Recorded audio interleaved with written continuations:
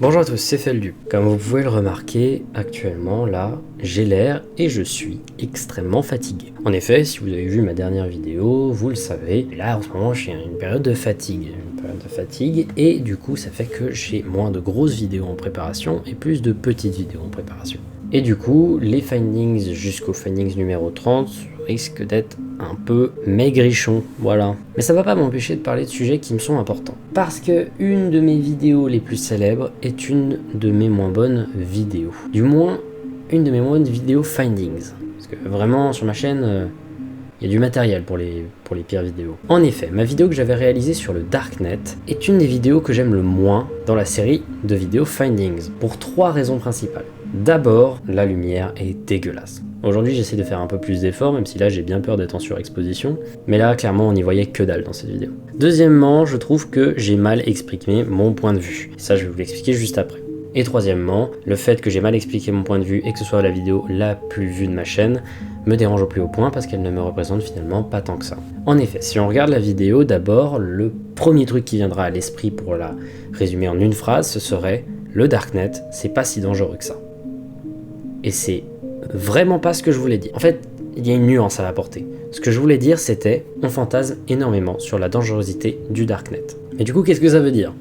Ça veut dire que oui, sur le Darknet, il y a bel et bien des trucs affreux. Des sites pédophiles, de la pédopornographie, de la vente d'armes, de la vente de drogue, des snuff films, du gore ultra hardcore, et tout ça dans des communautés. Mais il serait stupide et ce serait se voiler la face que de considérer qu'il n'y a que ça sur le Darknet et surtout que ça ne se trouve pas non plus sur le web. En effet, si on réfléchit un peu, on se rend compte que le web c'est quelque chose de gigantesque. Donc un tout petit fichier de pédopornographie dans un data center gigantesque contenant plein d'autres sites complètement stupides, franchement ça passe inaperçu. La preuve étant que par exemple sur WhatsApp ou plein d'autres trucs dans le genre, des gens ont réussi à envoyer de la pédopornographie. Donc certes, le Darknet est un endroit où plein de choses illégales se passent, mais sur le web aussi en fait. Et finalement, si on met trop d'attention sur le Darknet, et si on l'appelle le Darknet en lui donnant cet aspect un peu mystique, finalement ça ne fait qu'augmenter le problème. Parce que ouais, quand on appelle un truc Darknet, ça fait déjà hyper edgy, mais en plus de ça, ça cache un peu l'objectif de base de ce réseau. À la base, c'est une sorte de web alternatif où on est juste anonyme, afin de ne pas avoir trop de problèmes, par exemple pour les lois sur le copyright, et les lois éventuellement sur la vente de drogue aussi. Du coup, un nom qui serait beaucoup mieux, ce serait Alternet, par exemple. Parce que Darknet, ça donne automatiquement un côté violent, un côté un peu vénère, et c'est pour ça que beaucoup de gens associent tout de suite Darknet, Deep Web, etc. comme une menace, à cause d'une terminologie. Mais après, beaucoup de gens vont quand même rester un peu sceptiques. On ne voit pas la pédopornographie sur l'intégralité des sites du web normal. On ne voit pas le gore, on ne voit pas le snuff, même si, objectivement, si on cherche du gore, on tombe dessus très facilement sur LiveLeak ou sur des sites absolument nuls à chier comme bestgore.com. En fait, je pense que la différence, c'est une différence de proportion. En effet, je pense qu'il y a un infime pourcentage de contenu extrêmement illégal sur le web normal, tandis qu'il y a un pourcentage beaucoup plus élevé sur le Darknet. Après, il n'y a aucune statistique qui est normale. On peut pas se dire connaisseur du Darknet, sachant qu'il change tout le temps. Les URL changent tout le temps, donc bon. Mais en fait, le truc, c'est que oui, il y a une proportion qui est complètement inégale, mais à côté, le Darknet, c'est utilisé bien par des millions de personnes, tandis que le net c'est utilisé par la moitié de la planète quoi. Et l'ironie dans tout ça, c'est des histoires comme par exemple celle de la vidéo Daisy's Destruction. Je vais en parler rapidement à la fin, parce que l'histoire qu'il y a derrière est assez folle. Mais enfin, j'aimerais quand même répondre à des questions, des critiques, etc. Notamment par exemple sur les Red Rooms. Beaucoup de gens critiquent le fait que je parle que de hoax et que finalement le concept de Red Room pourrait largement exister. Je ne nie pas le contraire. Ce que je nie totalement, c'est le fait que, déjà, on les appelle des Red Rooms, et deuxièmement, qu'elle soit une pratique courante, ou alors juste une pratique cachée mais courante. Non, aucun des deux.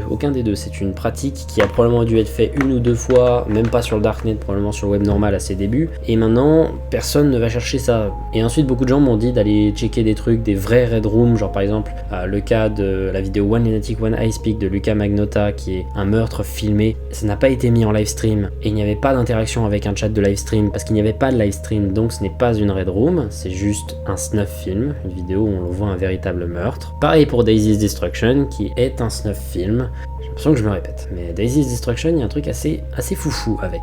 Daisy's Destruction est un snuff film, c'est-à-dire un film dans lequel on montre la mort et souvent la torture d'une ou plusieurs personnes. Peter Scully est un taré, il faut absolument l'arrêter, ce mec a un casier judiciaire monstrueux et il est tout à fait probable qu'il ait de graves soucis mentaux. Cet homme était connu pour avoir fait beaucoup d'arnaques en fait, jusqu'à ce qu'il parte aux Philippines, créer un cercle pédophile dont le business plan était, à partir d'enfants kidnappés aux Philippines, de vendre des vidéos de pédopornographie, de torture, de meurtre, bref des snuff films excessivement violents. Peter Scully s'était fait rapidement un nom sur le Darknet en vendant ses films, dont le plus connu était Daisy's Destruction, un film dans lequel nous pouvions voir le meurtre de plusieurs enfants, dont un de quelques mois et un de quelques années. C'est une vidéo absolument horrible dont seules les descriptions sont suffisantes pour me donner envie de vomir. Il n'en existe aucune copie. Du moins, enfin, c'est ce qu'on croit. C'est en effet un peu une légende Daisy's Destruction.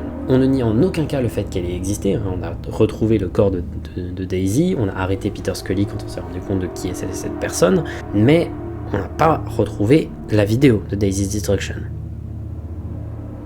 Sauf que visiblement, si, en fait. On l'a retrouvée, et je ne vais pas dire où, mais l'ironie est gigantesque. Elle aurait été retrouvée et postée sur 4chan dans un board bee. Quelqu'un disait tout simplement l'avoir trouvée comme ça. Elle était en fait sur un fichier vidéo qui contenait un film qui n'a rien à voir et au milieu, un extrait d'à peu près 10 minutes du début de Daisy's Destruction. Alors évidemment, on peut se demander si oui ou non c'est quelque chose de legit.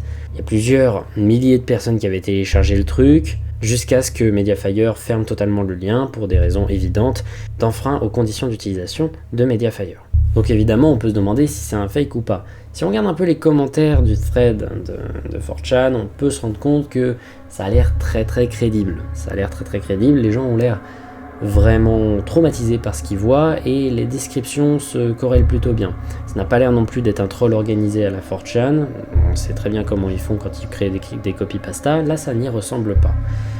Il y a quelque chose de véritablement réel dans ce qui est montré, et notamment dans les screenshots qui ont leaké après. Le film a été retrouvé sur un lien Mediafire. Il faut se rendre compte qu'il a fallu des milliers de téléchargements et plusieurs mois à une entreprise aussi grande que Mediafire pour démanteler une vidéo pédopornographique, et une des plus connues. Le Darknet n'est qu'un reflet de certains penchants visiblement déjà existants sur le web. Donc ne vous faites pas avoir par des conclusions trop faciles, ne vous faites pas avoir par des légendes évidemment très très fausses et plutôt edgy, ne vous battez pas forcément contre le Darknet, battez-vous contre les actes illégaux qui y sont régulièrement présentés. Merci à tous et à la prochaine.